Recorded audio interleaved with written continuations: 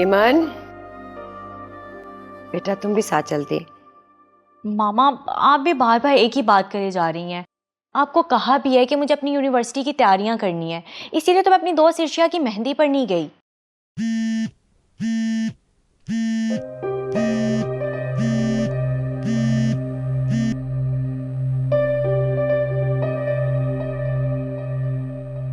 बेटा मैं तो सिर्फ इसीलिए कह रही थी क्योंकि मुझे तुम्हारी फिक्र हो रही है। तुम घर पर अकेली हो। कहाँ अकेली हूँ मामा, विरसा भाभी है ना घर पे। अच्छा ठीक है, जो तुम्हारी मर्जी। जी चले। चलो। चले।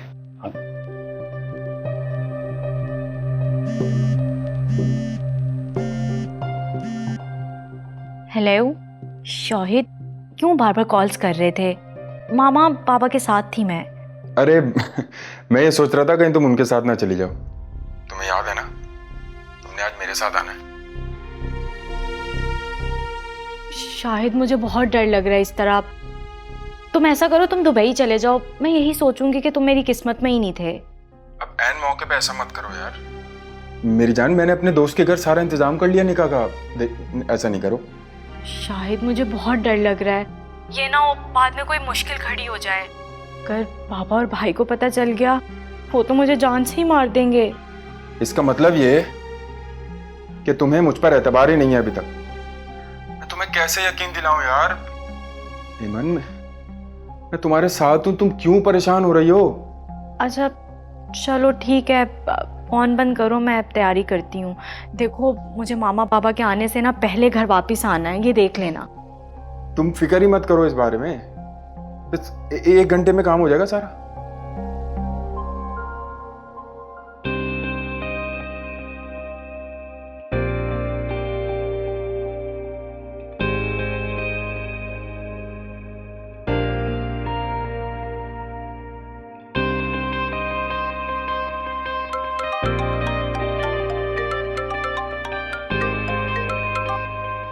हेलो।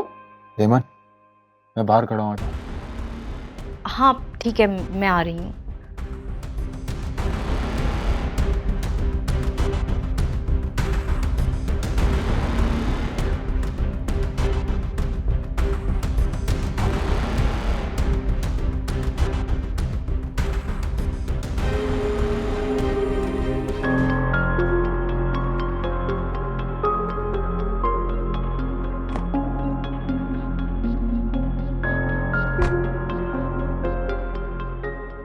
सुनो, ऐसे क्या देख रहे हो, जल्दी करो, कोई आ जाएगा।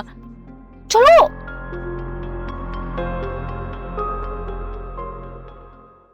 Thank you so much. किस लिए? कोई ट्रस्ट करने के लिए। अभी भी बहुत डर लग रहा है, पता नहीं शायद ये तुमने किस इम्तिहान में डाल दिया मुझे। मत डरो हेमन, मैं हूं तुम्हारे साथ यार। भरोसा रखो, सब कुछ बहुत अच्छा होगा।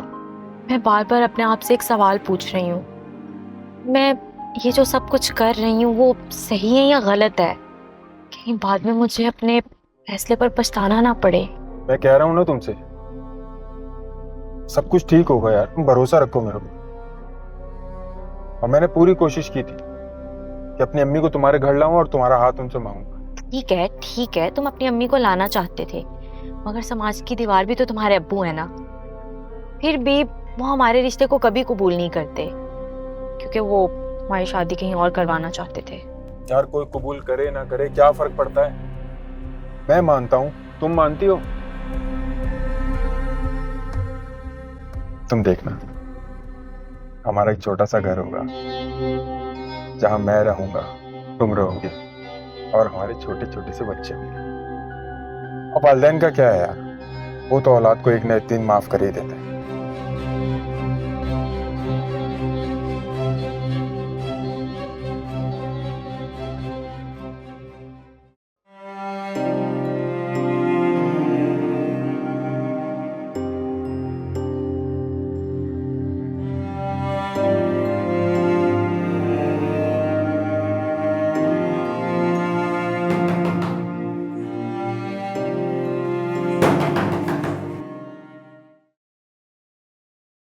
कौन?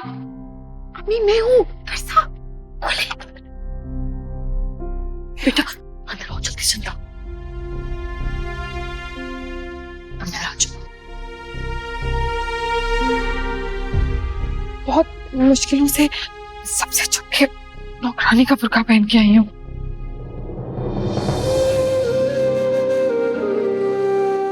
कितने दिनों के बाद तुम्हारी शक्ल देखी इस तरह से सीने से लगाए। भला सोचो, कोई कभी सोच सकता है कि एक माँ बेटी को भी इस तरह दुनिया से छुप के मुजरिमों की तरह मिलना पड़ेगा। मम्मी, अब्बू कितने दिन के लिए गए हैं? बहुत दिल करता है उनसे मिलने को लेकर। बेटा, कहा तो 2 दिन का था उन्होंने, मालूम नहीं कि कब तक आ जाएं। हो सकता है 2 दिन और लग जाए उनको आने में। वैसे पता है, आपको भी साथ चले जाना चाहिए था। तुम्हारे अब्बू ठीक से बात तो करते नहीं है मुझसे, साथ क्या लेके जा। और वैसे भी बेटा, वो अपने ऑफिस के काम से गए, मैं वहां जाके क्या करती। अम्मी, अब्बू और आपके बीच में बढ़ने वाली दूरियों की वजह मैं हूं ना।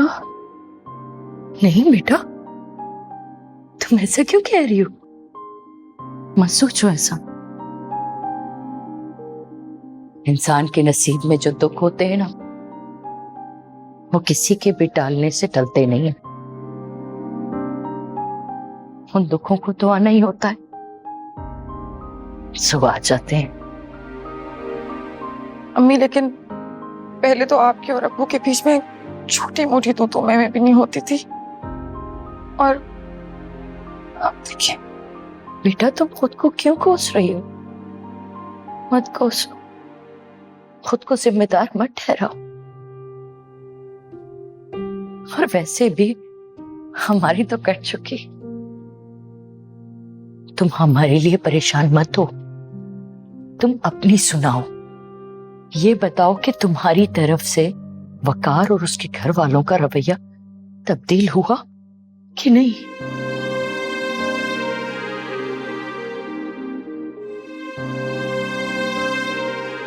वो बहुत अच्छे हैं अम्मी, मोहब्बत का भी इजहार करते हैं। आप जानती हैं उन्होंने मुझसे क्या कहा?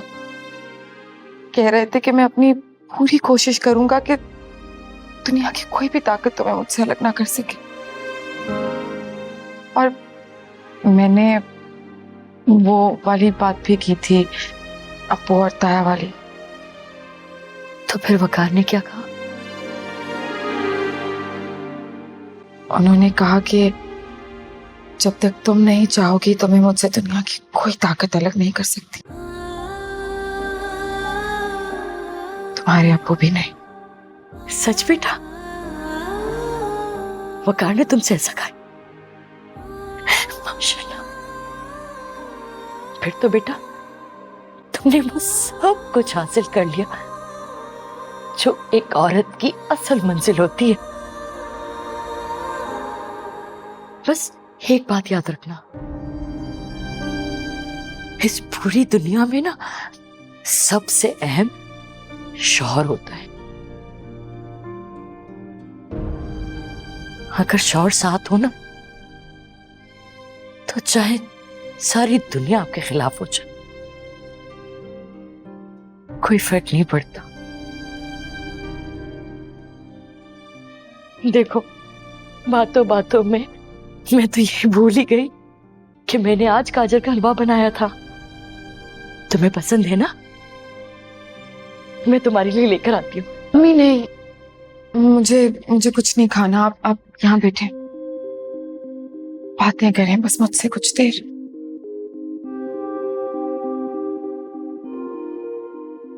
अम्मी, आपने अप्पू को समझा दिया था ना कि वो अदालत में एप्लीकेशन ना दर्ज करवाएं। बेटा, तुम्हारे अब्बू सुन भी ले और मेरी बात समझ भी ले, लेकिन उनके साथ जो लगे हुए लोग हैं ना, वो ना उन्हें सुनने देते ना कुछ समझने देते। फातिमा, अरे भाई कहाँ पे हो?